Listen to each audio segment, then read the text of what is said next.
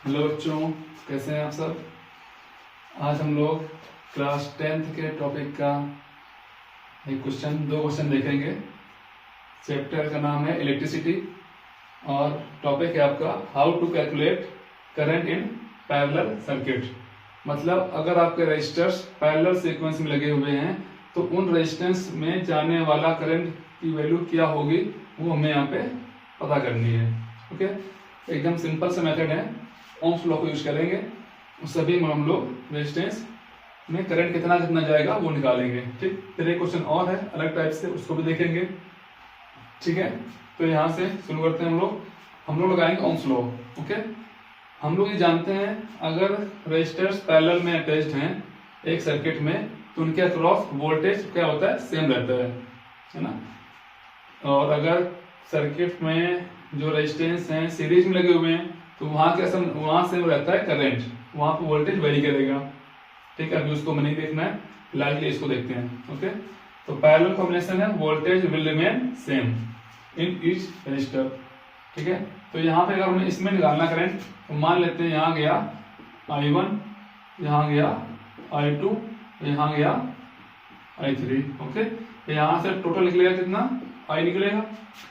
जैसे जैसे आगे बढ़ेगा बढ़ता जाएगा।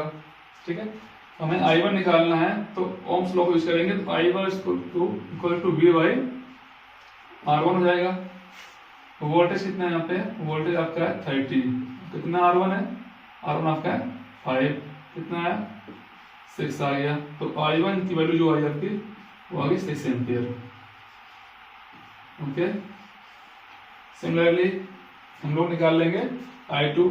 तो I2 क्या आएगा आपका, I2 आपका आ जाएगा V अपॉन में R2, क्योंकि यहाँ पे वोल्टेज तो सब में सेम रहेगा, सारे रजिस्टर्स पैरेलल में अटैच्ड है। ऐसे यहाँ पे जो V है वो कितना है 30 है, आपका R2 कितना है, R2 आपका 6 है, 6 5 जा 30, 5 एम्पीयर आ गया आपका। ये सेकेंड वाले रजिस्टर में भी करंट आ गया आपका। थर्ड में निकालना है, हम लोग यही निकाल ले रहे हैं। I3 इक्वल टू क्या होगा यहाँ पे V अपॉन में R3, वोल्टेज सेम रहेगा। R3 यहाँ पे 10 है, इक्वल टू कितना है 3 एम्पीयर आ गया यहाँ पे। ओके, हमने यहाँ पे तीनों रजिस्टर्स में करंट निकाल लिया। ठीक है, इसी प्रकार से आपको निकालना है। यहाँ पे अगर बैटरी दी गई है जितने वोल्ट की है उसका वोल्ट जो होगा यहाँ पे सभी के क्रॉस सेम रहेगा। रजिस्टर्स आपको पता होंगे, यहाँ पे करंट आप ऐसे निकाल लेंगे। ओके, अब यहाँ पे पूछ सकता है कि बैटरी कितना करंट छोड़ेगी यहाँ से, तो बैटरी कितना करंट रिलीज करेगी। तो बैटरी रिलीज करेगी I टोटल क्या होगा यहाँ पे I1 plus I2 plus I3। कितना है आपका ये आपका आया था I1 आपका आया 6 एम्पियर, I2 आ गया 5 एम्पियर, 6 प्लस का 5 प्लस I3 कितना है 3 एम्पियर। टोटल आया आपका 14 एम्पियर आपका टोटल आ गया। तो ये आपका ऐसे 2 नंबर में क्वेश्चन पूछ लेगा, 4 नंबर में भी पूछ सकता है। वहां पे आपको ये टोटल इसका नेट रेजिस्टेंस भी पूछ सकता है। नेट रेजिस्टेंस निकालना जानते होगे, 1/R equals to 1/R1 plus 1/R2 plus 1/R3। सबको रखेंगे, एलसीएम ले लेंगे, उसको सॉल्व कर लेंगे। ओके, तो फिलहाल के लिए हम लोग यहाँ आते हैं। इसमें आपको वोल्टेज नहीं दिया गया, बैटरी नहीं दी गई है, करंट दिया गया है और ये सर्किट नहीं दिया गया है। पूछा गया है कि भाई 5 ओम में कितना करंट जाएगा, 10 ओम में कितना करंट जाएगा। तो हमने यहाँ पे देखा कि हमने मान लिया यहाँ पे करंट गया I1 और यहाँ करंट गया I2, और ये आपका है, मान लेते हैं I टोटल है। ये कितना है आपका, ये आपका है I टोटल है आपका ये। ठीक है, और हम लोग जानते हैं जो रेजिस्टेंस होता है वो करंट के इनवर्सली प्रोपोर्शनल होता है, मतलब व्युत्क्रमानुपाती होता है। करंट अगर बढ़ेगा तो रेजिस्टेंस कम हो रहा होगा वहां पे, या रेजिस्टेंस बढ़ेगा तो करंट कम होगा, जाहिर सी बात है ना। क्योंकि हम लोग जानते हैं ना V I इक्वल टू क्या होता है V अपॉन में R होता है। यहाँ पे V होगा यहाँ पे कांस्टेंट, क्योंकि पैरेलल कॉम्बिनेशन है, जो V यहाँ वही V यहाँ, V होगा कांस्टेंट हो गया। और जो चीज कांस्टेंट होती है उसको हम लोग प्रोपोर्शनलिटी में लिखते हैं I is inversely proportional to 1 upon में R। तो यहाँ से ये चीज कंफर्म हो गई कि जो अगर करंट बढ़ेगा तो रेजिस्टेंस घटेगा, है ना, ये बढ़ेगा। तो अगर करंट आपका बढ़ेगा तो रेजिस्टेंस आपका घटेगा, ठीक है। अब यहाँ पे हम लोग लगाएंगे कॉमन सेंस, ये 5 है ये 10 है, ठीक है। यहाँ पे रेजिस्टेंस यहाँ पे आधा हो रहा है तो करंट यहाँ पे दुगना हो रहा होगा, है ना। यहाँ पे रेजिस्टेंस आधा हो रहा है ना इसका, देखो 10 इससे 5 हो गया तो करंट यहाँ पे दुगना हो रहा होगा। हम लोग लिख सकते हैं जो I1 होगा आपका, तो I1 होगा वो क्या होगा 2I2, I2 से दुगना होगा, है ना। और अब हम लोग यहाँ से I1 I2 निकालेंगे by using an equation which is I total equals to I1 plus का I2। I टोटल आपको गिवन है 6 एम्पियर, यहाँ 6 रख लो। इसके बाद I1 कितना है, I1 आपको किसके इक्वल है 2I2 के, तो हमने यहाँ पे लिख दिया 2I2 प्लस का यहाँ पे I2, इसको ऐसे रख लो। तो कितने हो गए यहाँ से, इसको अगर सोल्व करोगे तो यहाँ आ गया 6 बराबर 3I2, 3 2 जा 6, तो I2 इक्वल टू कितना आ गया 2 एम्पियर आ गया। I2 कितना आ गया आपका 2 एम्पियर आ गया। हमें I1 भी निकालना है, हमारे पास ये इक्वेशन है, हम क्या करेंगे यहाँ पे इसकी वैल्यू रख लेंगे। तो I1 इक्वल टू कितना 2 इंटू I2, I2 कितना आया 2 आया है, तो कितना गया ये 4 एम्पियर आ गया यहाँ पे 4 एम्पियर। देखो 4 2 6, यहाँ भी 6 है, ठीक है। तो ऐसे हम लोग उसको लगा लेंगे।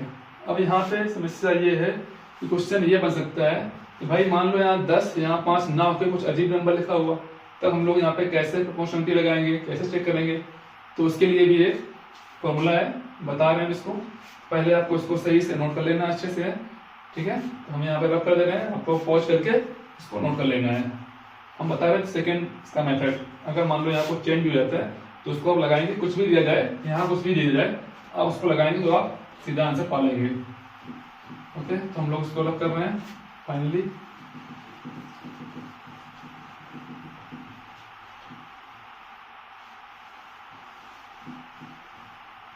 तो देखते हैं, देखो यहाँ पे तुम ये ध्यान रखना है, अगर आपको I1 निकाल रहे हैं, ठीक है, I1 किसके अक्रॉस है, ये मान लेते हैं आपका R1 है, ये मान लेते हैं आपका R2 है, ठीक है। अगर आप I1 निकाल रहे हैं तो आप यहाँ पे रखेंगे R2 रखेंगे और नीचे रखेंगे टोटल R1 प्लस का R2 इंटू यहाँ रखेंगे I टोटल, ये आपका फॉर्मूला है, ठीक है। इसको लगाएंगे आपका आंसर एक बार में आ जाएगा, क्योंकि I1 ऊपर है तो यहाँ पे R2 यहाँ पे रहेगा ध्यान रखना, क्योंकि I और R दोनों एक दूसरे क्या होते हैं इनवर्सली प्रोपोर्शनल होते हैं, हम लोग जान चुके हैं। तो अगर यहाँ 1 है तो यहाँ पे 2 वाला आएगा, ठीक है।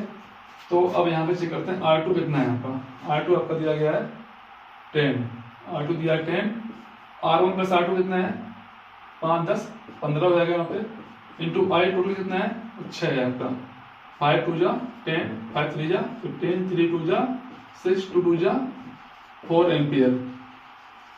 चेक करो पहले 4 आया था ना यहाँ से, ठीक है। I1 कितना 4 आया था, तो I1 यहाँ पे 4 आया था, ये I1 4 ही आ रहा है, मतलब सही है ये।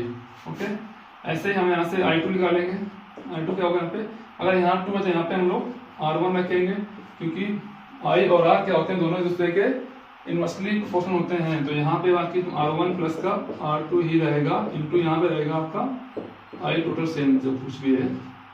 तो R1 कितना है आपका, R1 आपका रहा ये 5 अपॉन R1 प्लस R2 15 हो जाएगा, I टोटल 6 हो जाएगा, 5 3 जा 15, 3 2 जा 6 कितना आ गया 2 एम्पियर आ गया यहाँ से। ओके, तो ये केस हो गया आपके सारे, ठीक है।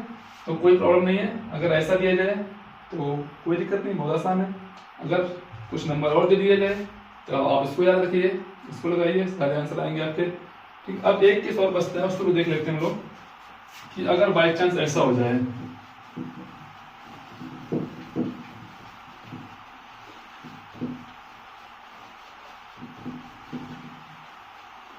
अगर मान लेते हैं एक सर्किट ऐसे है,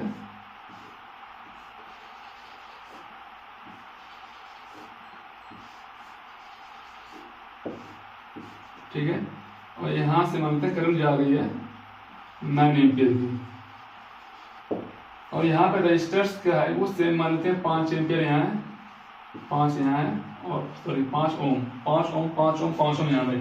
और यहाँ पे क्या इसके यहाँ पे रजिस्टर्स ही सेम हो गए, और रजिस्टर जब सेम हो गए तो सेम करंट खींचेंगे अपनी ओर, जितनी करंट ये लेगा उतनी ही करंट ये लेगा, उतनी ही करंट ये लेगा।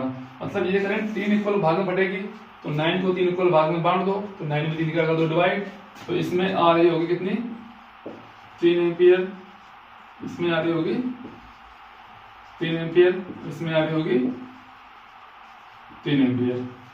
ओके, तो ऐसे हम लोग कोई क्वेश्चन कर लेंगे आसानी से। ठीक है, सारे टाइप बता दिए हैं। अब इसमें से टिपिकल जो एक क्वेश्चन बनता है 6 मार्क्स का, सीरीज, कॉम्बिनेशन, पैरेलल, दोनों सब कुछ कंबाइन होगा, उस एक बड़े से क्वेश्चन को लेके आएंगे किसी दिन, अच्छा समझाएंगे सारा, वो पूछने के चांसेस बहुत ज़्यादा होते हैं, आते ये भी हैं, तो तैयार आपको इनको भी करना है। बाकी वीडियो अच्छा लगा हो तो लाइक कीजिए, और कोई प्रॉब्लम हो तो कमेंट करके आप पूछ सकते हैं इसमें से दोबारा, या और कुछ चाहिए आपको इससे रिलेटेड तो भी आप बता सकते हैं। ओके।